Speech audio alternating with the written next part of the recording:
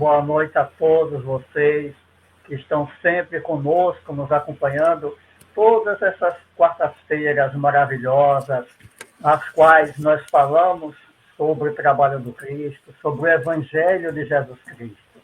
Então, nós que fazemos a Instituição Espírita Recanto dos Pássaros, desejamos boas-vindas àqueles que estão nos assistir pela primeira vez, que vão nos escutar no podcast a partir de amanhã, a primeira vez, aqueles que vão também assistir daqui a pouco, que sejam todos bem-vindos. Meus amigos, eu estava falando aqui nos bastidores com a nossa palestrante, que alguns, ou muito, melhor dizendo, muitos de vocês perguntam sempre onde está Débora, onde está Débora Rabelo. E está aí, Débora está aqui conosco. Né? Débora vai trabalhar o tema Trabalho e Jesus. Né? Foi um tema escolhido especialmente com muito carinho para que Débora Rabelo trabalhasse. Então, nada melhor do que colocá-la aqui ao nosso lado, né? Trazer aqui a Débora Rabelo. Olá, minha amiga, como é que você está? Boa noite. Todos Tudo nós bem? já estávamos com saudades de você, como nós havíamos conversado nos bastidores, né? O público perguntando, cadê Débora, cadê Débora? Chegar já o dia dela, e chegou. Eu fico feliz aí de poder estar de volta aqui com os nossos irmãos, com os nossos amigos. É uma alegria sempre a gente poder comprovar na prática, né, que o Espírito não conhece distâncias. Isso mesmo. Somos todos um só, né? Isso mesmo. Estamos nós aqui em Sergipe, você aí no Rio Grande do Sul. Ao Exatamente. mesmo tempo, unidos, né, pelo amor ao Cristo, pelo trabalho do Cristo. E falando em Cristo, nada melhor do que fazermos a nossa prece inicial, convidando a todos, ficarem da maneira que quiserem, que acompanhem, enfim, que pensem no Cristo. Nós sempre dizemos, Senhor Jesus Cristo, que temos que agradecer ao Senhor. Então, obrigado, Jesus, por tudo. Obrigado por esta manhã que passou, pela tarde, por essa noite que já se iniciou. Obrigado, Senhor, por Débora Rabelo estar conosco, que se preparou para falar sobre a vossa obra, sobre a vossa vida, através do tema escolhido. E agora te pedimos, Mestre amado, Divino Jesus, para que abençoe a todos que estão a nos assistir e que nos assistirão mais tarde em nossos canais digitais, sociais. Abençoe a todos os lares, que o Senhor possa adentrar nos lares de todos nós, de todo o universo. Jesus, em vosso nome, nós declaramos aberta a mais uma palestra da Instituição Espírita Recanto dos Pássaros. Que assim seja. Olá, Débora, agora eu vou ficar aqui quietinho, lhe assistindo. Vamos colocar o seu tema aqui no ar.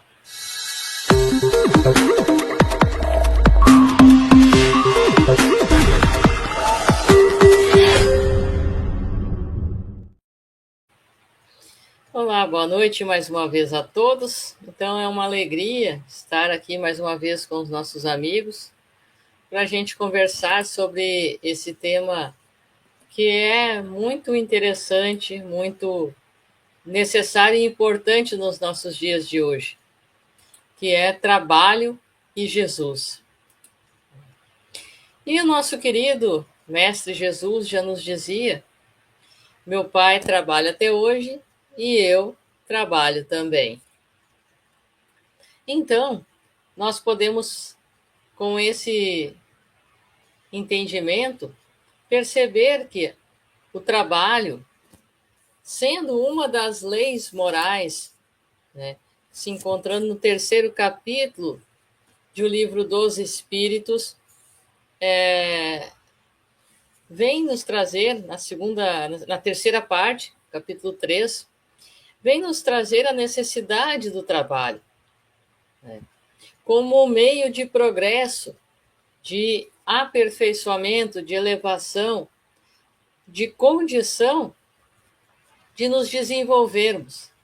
Não apenas intelectualmente, materialmente, mas também moralmente, colocando em prática todas as virtudes de Cristo. E assim nós entendemos e podemos perceber que, em primeiro lugar, o trabalho vem nos trazer a questão de preservação da vida. Ou seja, eu trabalho, eu me sustento, eu provenho os bens e meios necessários para que possa prover com as minhas necessidades. Né? No próprio Evangelho, nós já encontramos que devemos viver do suor do nosso rosto, ou seja, buscar todos os meios para suprir as nossas necessidades. A primeira questão do Livro dos Espíritos, 674, Kardec, então, vem perguntar à espiritualidade sobre esta questão, quando ele vem perguntar: a necessidade do trabalho é uma lei da natureza? Ao que os bons espíritos, então, nos respondem: o trabalho é uma lei da natureza. E por isso mesmo é uma necessidade. A civilização obriga o homem a trabalhar cada vez mais, porque o trabalho aumenta as suas necessidades e os seus prazeres.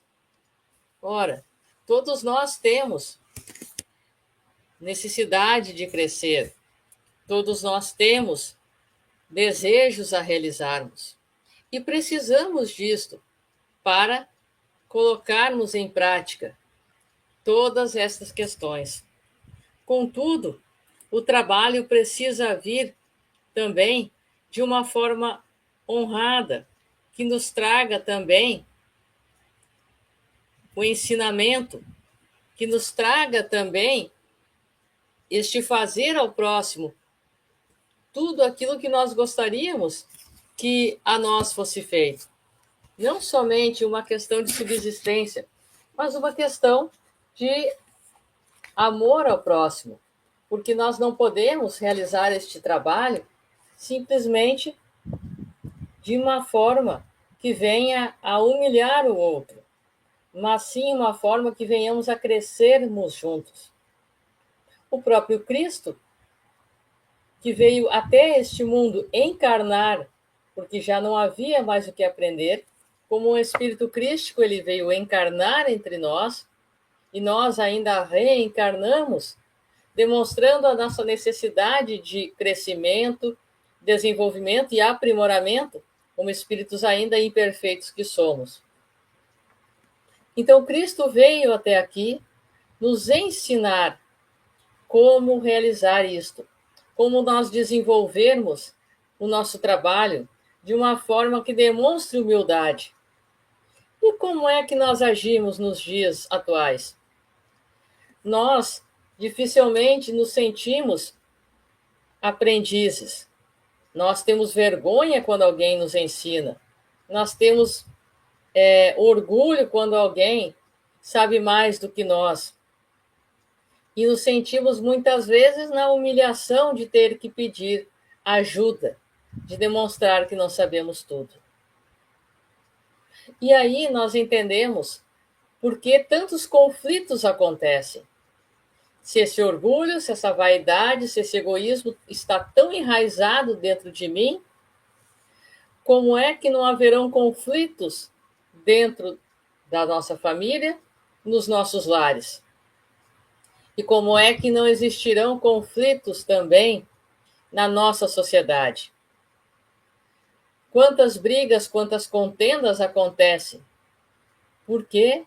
Porque o trabalho é colocado desta forma como disputa, como desavença, ao invés de ser olhado por cada um de nós como um aprendizado, demonstrando que nós podemos unirmos as nossas mãos para aprendermos uns com os outros. E nesse sentido, nós podemos observar que Cristo, nosso querido Jesus, Ele reuniu homens simples, humildes, e a eles fez deles pescadores de homens. Homens no plural da humanidade, pescadores de pessoas para matarem a sede. Instruiu a cada um deles, mas sempre se colocando como um aprendiz, nunca dizendo: aprendam comigo, eu o ensino. Não, ele nunca se colocou no papel de um professor. Ele se colocou sempre na postura de humildade, iniciando com seu pai José, seu pai terreno, aqui desenvolvendo o ofício de carpinteiro, posteriormente auxiliando os discípulos a forma como semear o amor no coração dos outros. E nós somos chamados, então, no hoje, a fazermos o ID, a não olharmos a casa espírita como simplesmente algo meramente físico. Nós precisamos sair e ir ao encontro dos nossos irmãos, fazendo este ID.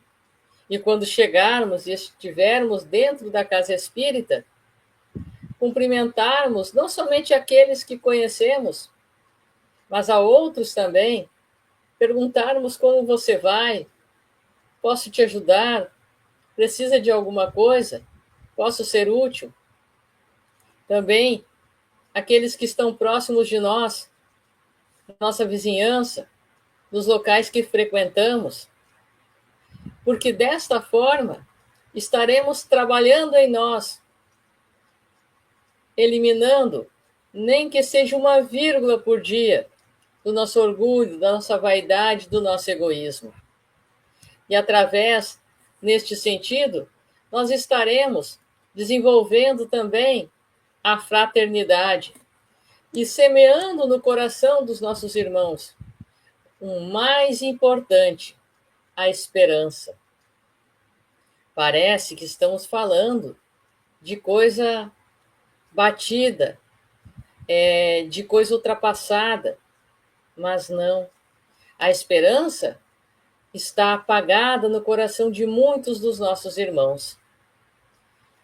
Tanto é que cada vez mais os médicos se assustam com o tanto de pessoas que desenvolvem problemas mentais, transtornos diariamente. É como se fosse um surto de uma gripe. De tantas pessoas diagnosticadas com transtornos mentais.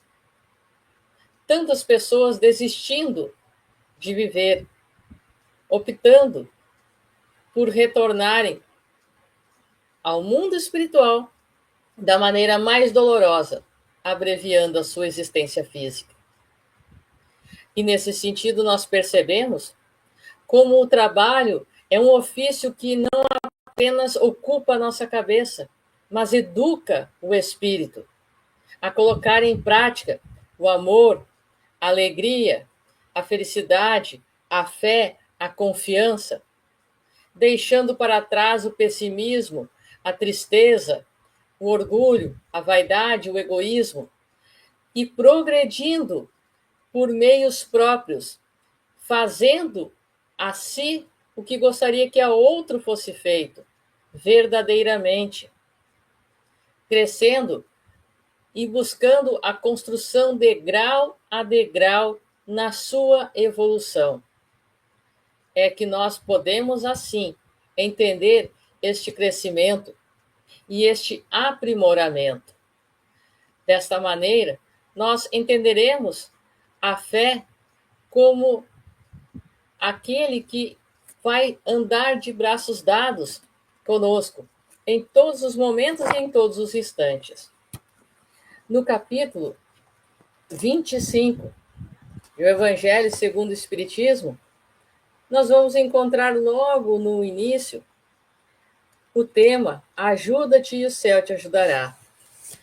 E no segundo item, nós vamos ter a descrição da espiritualidade, dizendo a cada um de nós: Se o ponto de vista terrestre, sob o ponto de vista terrestre, desculpe, a máxima buscai e achareis é análoga a esta: ajuda-te e o céu te ajudará. É o princípio da lei do trabalho e, por conseguinte, da lei do progresso, porque o progresso é filho do trabalho e o trabalho coloca em ação as forças da inteligência. Nós não podemos evoluir sem fazermos a nossa parte. Nós não podemos crescer sem nos desenvolvermos. E não poderemos crescermos sozinhos ou sozinhas. Nos mínimos detalhes, nós vamos encontrar a prática da caridade. E nesta prática, nós entenderemos então como a perfeição de Deus nos faz, através do trabalho, desenvolvermos o nosso raciocínio, a nossa inteligência, nosso amor ao próximo, aperfeiçoando também o nosso espírito. E desta maneira, o nosso espírito se melhorando, irá transformar e irá desencadear ao nosso perispírito todo esse progresso, todo esse desenvolvimento intelectual, moral e espiritual, trazendo dessa maneira a força que tanto precisa. Infelizmente, nós vemos todos os dias também vários e vários irmãos passando por provas das mais diferentes. Alguns que passam pela prova da pobreza, de não ter meios para se alimentarem, para se vestirem, para não terem como ter um teto para se abrigar e se encontram nas ruas. Alguns passam por esta prova para reparação, outros como missão. E aí parece estranho quando falamos em missão, nesse sentido. Mas é a missão de desenvolver em nós, em mim e em cada um dos irmãos, a humildade, desenvolver em nós a solidariedade, para que nós não simplesmente viremos o rosto para aquele que está caído na rua, porque muitas vezes ali está um espírito evoluído, demonstrando a humildade de estar ali, nos ajudando a progredir. Mas nós olhamos apenas com os olhos da indiferença, ao invés de estendermos as mãos. O trabalho do amor, o trabalho da caridade, da solidariedade, foi exemplificado por Cristo em todos os momentos. Quando ele viu a mulher adúltera, ele nos ensinou uma das maiores lições, dizendo: aquele que não tiver pecado, atire a primeira pedra. E todos fomos embora. Fomos, porque quem sabe nós estávamos lá com a pedra na mão para jogar. E recuamos diante da colocação de Cristo, ensinando também como desenvolver a humildade daqueles que buscavam a Ele numa atitude desesperada pela cura, pela transformação. E hoje, mais de 2000 anos depois, estamos nós pedindo, clamando: Senhor, tem misericórdia de nós. E então, Cristo nos envia novamente a doutrina espírita, este Consolador, para nos mostrar que a vida continua, que aqueles que morrem antes de nós, eles não desaparecem, apenas partem antes, nos mostrando que a vida continua e, através disso, temos a responsabilidade de progredir. Sem progresso, não há evolução. Sem evolução, não teremos como adentrar em mundos mais felizes, mais evoluídos, porque se na Terra há tapinha nas costas para que em alguns momentos se consiga um cargo melhor, consiga-se financeiramente estar em outros locais, na espiritualidade, não. É mérito, é atitude, é verdadeiramente a ação. E a fé sem obras é morta, como consta lá no Evangelho em Tiago. Por isto, nós também podemos entender a misericórdia divina sobre cada um de nós através da mediunidade. E aí entendemos o porquê do desenvolvimento do Livro dos Médiuns, nos mostrando como agir, como atuar e como utilizar isto a favor e pelo bem. Na obra Os Mensageiros, André Luiz demonstra isto, mostrando aqueles que reencarnaram com a mediunidade, muitas vezes ostensiva ou aflorada, como nós dizemos, para o desenvolvimento do trabalho e o progresso não só seu, mas da humanidade. Porém, faliram porque desistiram ou se utilizaram disto para ter ganhos e meios financeiros através da mediunidade. Mediunidade é trabalho de amor, é redenção para cada um de nós.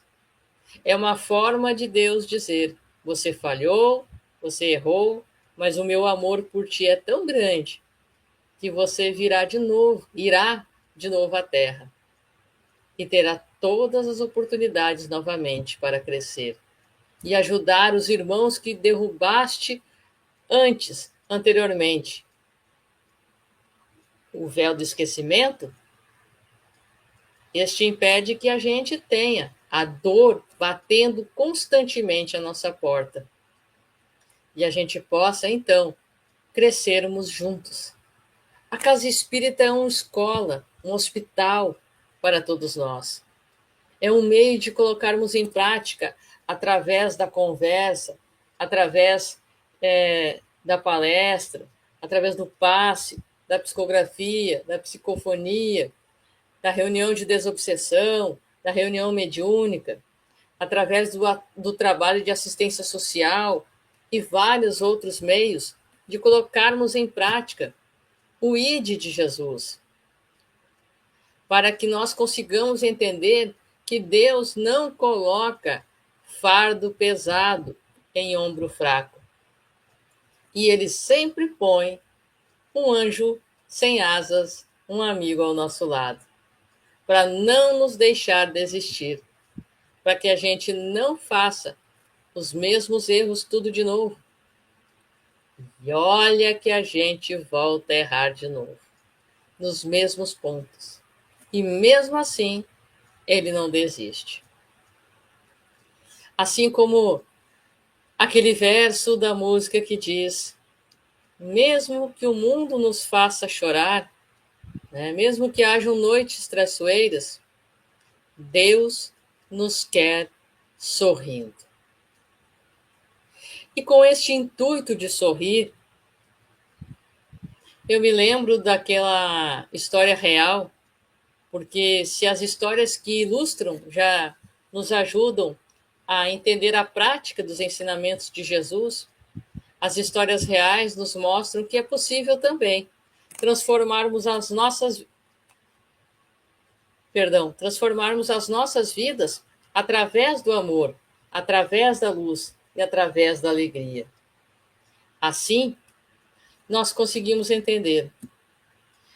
Quando uma mãe nos Estados Unidos foi noticiada pelos médicos, né, seu filho acamado, uma doença grave e rara.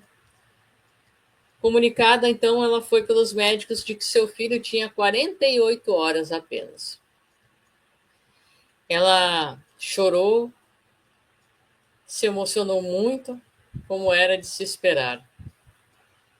E então, ela se lembrou de que o sonho do seu filho era, quando adulto fosse, se tornar um bombeiro. Ele amava ver os bombeiros passarem. Então, ela pegou o telefone, ligou para a corporação e disse: eu gostaria de falar com o comandante. Passaram o telefone a ele, a ligação, e ela disse: comandante, o sonho do meu filho é ser bombeiro, mas ele tem apenas 48 horas de vida. Será que o senhor poderia, por favor, falar com o meu filho pelo telefone, trocar algumas palavras apenas que fosse? E ele disse: senhora, eu posso fazer mais do que isso. O quarto do seu filho fica com uma janela virada para o lado da rua? E ela disse sim. Então ele disse: senhora, diga aos médicos, enfermeiros, que não se assustem quando ouvirem a sirene tocar. E ela disse: vocês virão com o caminhão até aqui? Com o carro, o caminhão dos bombeiros até aqui? Ele disse: eu farei muito mais. Peça que deixem a janela também aberta. Daqui a pouco estaremos chegando aí. Mas o quarto do meu filho fica no quarto andar. Não importa. Nós colocaremos a escada, subiremos até aí. E ela disse: você fará isso por ele? E eu farei mais. Levarei 2 dos meus melhores homens, com trajetórias lindas, com vários anos de atuação na corporação, e eles irão comigo. No horário combinado, dali a pouco, então, soou a sirene dos bombeiros, a escada colocada à janela, e quando menos esperaram, os bombeiros saltaram, pularam dentro do quarto. O menino se assustou e começou a gritar: mamãe, mamãe, tá pegando fogo, tá pegando fogo.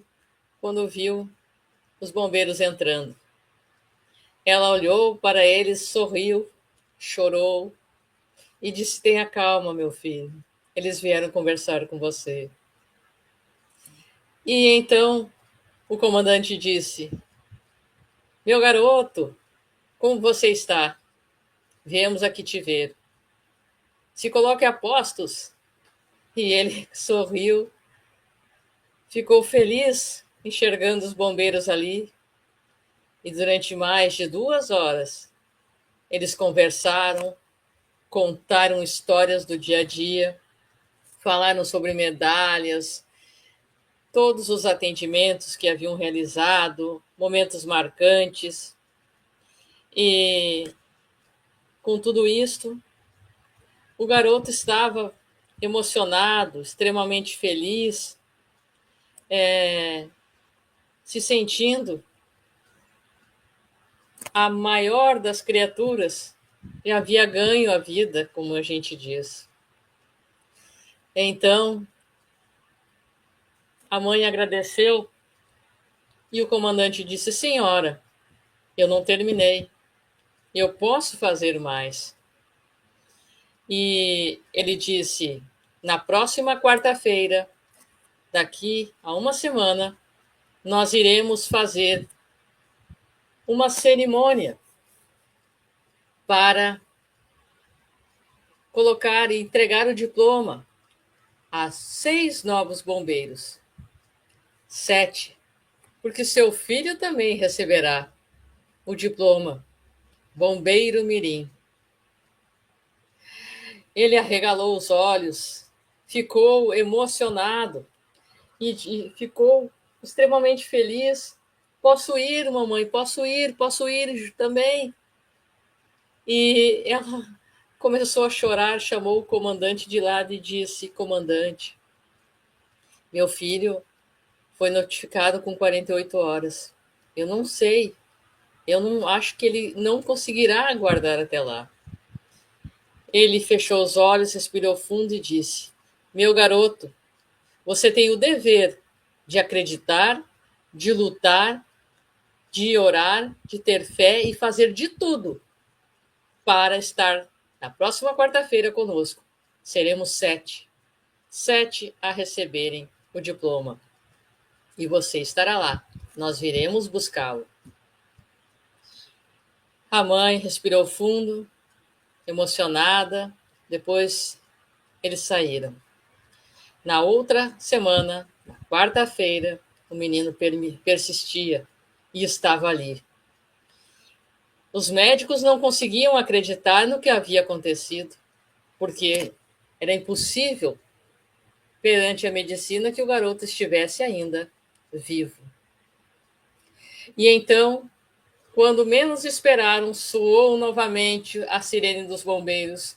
Chega o caminhão ali, a escada é colocada a postos novamente, eles pulam a janela e entregam uma farda a ele. Vamos, garoto, está na hora da sua formatura. Ele começa a chorar emocionado. Eles pegam a cadeira de rodas, levam junto, a mãe vai também no caminhão de bombeiros, e então vão todos para a corporação. Lá é entregue a medalha e o diploma um a um. E no momento que chega a vez daquele garoto, quando estão entregando o diploma a ele, começa a soar o alarme de incêndio. E a mãe então fica extremamente emocionada, pensando que era uma homenagem a seu filho. Comandante, muito obrigado por tudo que o senhor fez, até a sirene está tocando de alarme de incêndio. E ele disse: Não, minha senhora, isso não é uma simulação, é uma ocorrência de verdade. Ela então se assustou, pensando na vez do meu filho, e ele disse: Meu garoto, sua primeira missão começa agora. Ela disse: Mas, comandante, ele foi aqui recebendo, se tornou um bombeiro, e todo bombeiro tem que trabalhar. Nosso dever é lutar pela vida dos nossos irmãos. Vamos, garoto. Pegaram o garoto, tiraram da cadeira de rodas, colocaram sentado do lado do motorista, arrumaram o soro para que ficasse pendurado na cabine e saíram rua fora. E o garoto emocionado, chorando, feliz, porque estava junto em uma missão real e verdadeira no caminhão de bombeiros. O comandante sabia que era um local tranquilo que ele poderia ir. Era um terreno onde haviam colocado fogo. Tiraram então, quando chegaram lá, o garoto do caminhão, seguraram um no colo, o outro segurou as mãos do garoto junto à mangueira para que ele pudesse ajudar a apagar o incêndio. Terminado tudo, a mãe disse a ele: Muito obrigado, comandante. Ele disse: Eu não terminei, eu posso fazer muito mais. Voltaram então ao batalhão e lá então tocaram sim a sirene e entregaram uma medalha de honra ao mérito. Porque ele disse: todo soldado, todo homem corajoso, toda pessoa que tem fé, todo aquele que luta pela vida dos seus irmãos, precisa ser valorizado. E então ele recebe a medalha de honra ao mérito, emocionado, junto dos outros bombeiros. A mãe, então, feliz, emocionada, volta com seu filho para o hospital, trazidos no caminhão de bombeiros. E ela olha para seu filho, sem conseguir acreditar em tudo o que estava acontecendo. Mas, no outro dia, ela telefona novamente ao comandante. Comandante, eu queria agradecer ao senhor por tudo que o senhor fez pelo meu filho. Nosso soldado nosso bombeiro, retornou à pátria espiritual.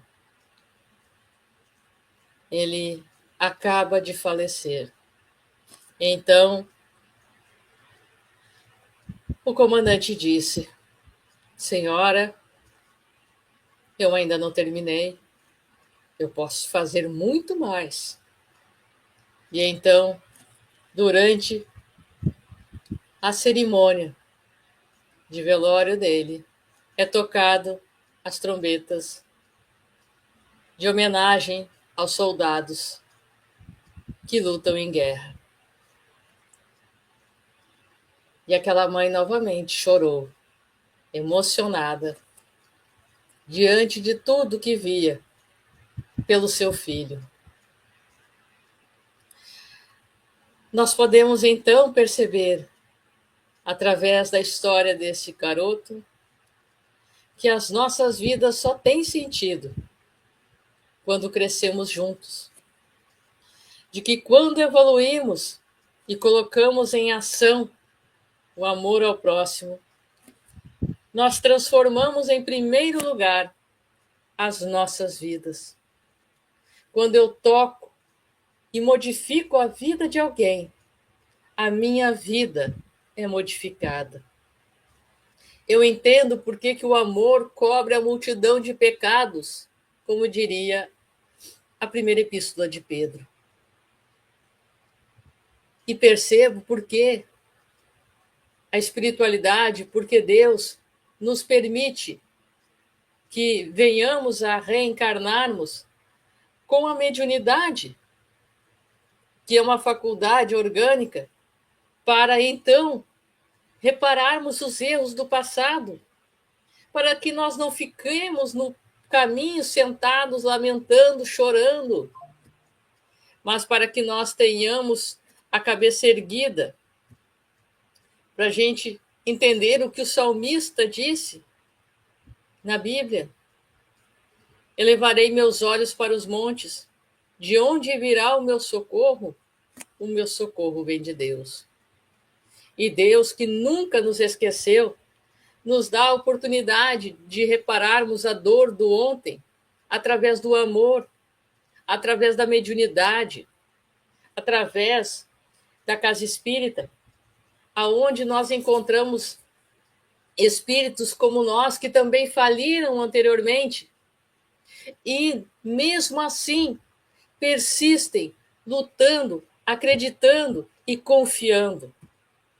Entendemos por que espíritos como Chico Xavier doou a sua vida, dedicou o seu tempo de forma integral e ininterrupta por amor ao próximo, através de mais de 400 livros, aonde a espiritualidade nos traz um verdadeiro manual do que fazer, como fazer, o que não fazer e as consequências dos nossos erros. Mas também mostrando o quanto o amor pode nos tornar melhores e mais felizes. Aí nós entendemos por que na reencarnação ninguém erra de endereço. Nós conseguimos entender que nós estamos na família certa, com as pessoas exatas, nós entendemos os amigos que nos cercam, as pessoas que estão conosco, entendemos por que as pessoas que a gente acha difícil na casa espírita, na vizinhança, no mercado, na academia, na escola, no trabalho, são as melhores formas de evoluirmos. São mais do que resgates, oportunidades de crescimento. E o maior desafio não está neles, está em mim. Eles são o espelho do que eu tenho em mim por vencer dessa dificuldade. Quando eu paro de me enxergar como vítima, quando eu paro de me enxergar como alguém que precisa ser carregada no colo, e passo a pegar a enxada na mão e trabalhar, eu consigo entender. A palavra de Pedro a Jesus, depois de desencarnar: onde vais, mestre?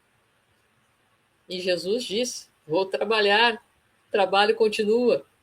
Ah, mas eu vou também, disse Pedro. Deus age nos homens, através dos homens. Deus nos utiliza um ao outro para nos ajudarmos, a melhorarmos e a crescermos, a nos desenvolvermos. Portanto, a casa espírita é um local maravilhoso, mas precisamos perceber que não é um local perfeito e nem poderia ser. Por quê? Por causa da casa espírita, por causa do mentor, por causa de um livro.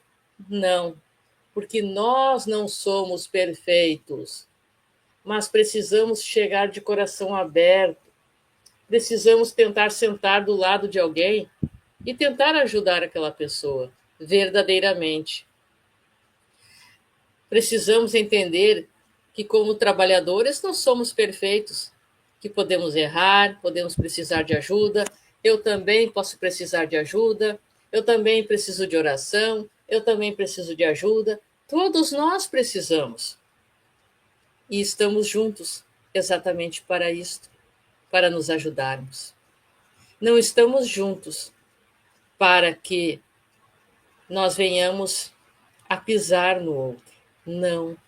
Estamos juntos para crescermos. Estamos juntos para colocarmos em prática a lei de justiça, amor e caridade, para que entendamos de uma vez por todas que o mundo já tem muros demais. Precisamos fazer pontes entre nós. Ser médium é ser medianeiro. É fazer o id entre os dois lados da vida, material e espiritual. Um dos nossos grandes exemplos também nós vamos encontrar no nosso irmão Jerônimo Mendonça, o gigante deitado.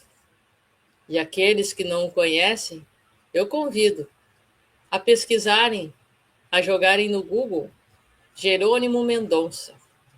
Em especial, uma palestra dele que se chama Alegria de Viver. Para aqueles que não sabem, ele desencarnou aos 66 anos, logo após a sua juventude. Ele desenvolveu uma doença, chegou fisicamente perfeito nesta encarnação, mas desenvolveu posteriormente esta doença, que o colocou logo, de forma permanente, numa cama. Ele ficou tetraplégico, depois ele ficou cego, ele apenas falava, deitado numa cama de hospital. Ele levava a doutrina espírita a todos os lugares. Mas de que maneira nós podemos pensar? Ele era levado pelos seus amigos, numa Kombi adaptada para todos os lugares onde era chamado. E sua mãe ainda perguntava: meu filho, de todos os seus irmãos, 8, 10 irmãos aproximadamente, me falha a memória nesse sentido, ele tinha. Por que você, dos seus irmãos, é o único que é tetraplégico, é o único que não enxerga, mas você é o único que não para em casa? Porque ele levava o amor. Ele tinha limitação física, ele tinha limitação visual, mas ele não tinha a limitação do orgulho. Então, ele tinha o trabalho como alegria. Ele tinha o trabalho como forma de viver e existir. E ele menciona em sua palestra esta alegria de viver. Ninguém chegava junto dele e saía triste. Pelo contrário, ele ainda comentava com alguns dos seus amigos, entre eles Chico, Divaldo. Ele dizia: as pessoas vêm até mim tentando encontrar um sentido para a vida, As pessoas vêm até mim buscando uma forma de viver. Imaginemos uma pessoa tetraplégica, cega, apenas falando e fazendo milhares de palestras até a sua desencarnação e ensinando as pessoas como ter alegria e querer viver. Trabalhando incansavelmente, como Jesus trabalhou e trabalha até hoje. Ele mesmo disse: nenhuma das ovelhas do meu Pai se perderá. Nenhuma. Muitas vezes nós somos a ovelha que está desgarrada do rebanho. E aí a oração, a intercessão de alguém por nós faz com que nós caminhemos até Cristo novamente. Às vezes nós precisamos orar porque algum dos nossos irmãos dobrou os joelhos e está cansado. Mas nessa hora, não desistamos nunca de acreditar, não desistamos nunca de viver, de acreditar. Para aqueles que pensam que o trabalho é somente buscar o orgulho, a vaidade e a ostentação, nesta palestra, a Alegria de Viver, Jerônimo Mendonça nos ensina e nos explica como ninguém. Não busquemos puramente por orgulho e vaidade a multidão, não busquemos a multidão, busquemos a Cristo. A multidão abandonou Jesus. Jesus nunca nos abandonará. Assim, eu convido a todos para que juntos nós venhamos a orarmos a prece realizada na obra Paulo e Estevão, trazida por nosso querido Emmanuel, a Chico Xavier, esta prece que foi feita por Abigail, quando na morte de seu irmão Gesiel, Estevão, conhecido como Estevão. E assim, eu convido a todos a orarmos juntos a prece dos aflitos. Senhor Deus, Pai dos que choram, dos tristes, dos oprimidos, fortaleza dos vencidos, consolo de toda dor. Embora a miséria amarga, os prantos de nosso erro, deste mundo de desterro, clamamos por vosso amor. Nas aflições do caminho, na noite mais tormentosa, vossa fonte generosa é o bem que não secará. Sois em tudo a luz eterna da alegria e da bonança, nossa porta de esperança que nunca se fechará. Quando tudo nos despreza, no mundo da iniquidade, quando vem a tempestade sobre as flores da ilusão. Ó Pai, sois a luz divina, o cântico da certeza, vencendo toda a aspereza, vencendo toda a aflição. No dia de nossa morte, no abandono ou no tormento, trazei-nos o esquecimento da sombra, da dor e do mal. Que nos últimos instantes sintamos a luz da vida, renovada e redimida, na paz ditosa e imortal. Que assim seja. Muito obrigada a todos os irmãos pelo amor, pelo carinho. Trabalhemos juntos, sempre com Cristo, com amor e com paz. Que Deus nos abençoe a todos.